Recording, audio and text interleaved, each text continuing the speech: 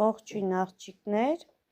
հիմա ուզում եմ ես ձեզ ցույց տալ, թե ինչպես կարող ենք մտնել մեր անձնական էջը։ Եթե չունեք քաշած իկոն կա, այսինքն առանձին հավելված Faberlic-ի, ուրեմն Chrome-ով, Google-ով նույն ինքը մենք կարող ենք մտնել ուրեմն մեր էջ։ Ինչ ենք անում դրա համար։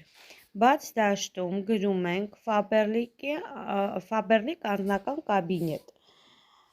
պոիսկ ենք տալիս և այստեղ գտնում ենք լիչնի կաբինետ կամ անձնական էջ, լիչնի կաբինետ,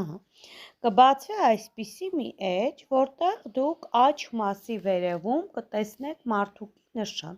կսեղմեք վրան, այսպիսի երկու տող կտեսնեք, քանի որ ձեր գրանցող խորհրդատուն ձեզ է ուղարկում SMS-ով, ձեր հեռախոսին լոգին ու պարոլ, այսինքն նույն ինքը բանալին և լոգինը, դուք երկու տողերում լրացնում եք այդ տվյալները, առաջին տողում լրացնում եք օրինակ 74-ով սկսվող ձեր թվերը կամ 71-ով, իսկ երկրորդ տողում լրացնում եք ձեր կարճ նշված թվերը, հավելվածը կարող եք այդ վարդագույնը քաշել, հիմա երեխեք ջան, եթե ուզում եք իհարկե հավելվածով մտնել, եթե չէ, իմ համար պրակտիկա Chrome-ով մտնել, ես պահպանած այստեղ ունեմ իմ տվյալները և միշտ այդպես մտնում եմ արագ։ Տեսեք, ես մտամ, հետո վերևի աջ մասում ձեզ հարցնում է պահպանել արդյոք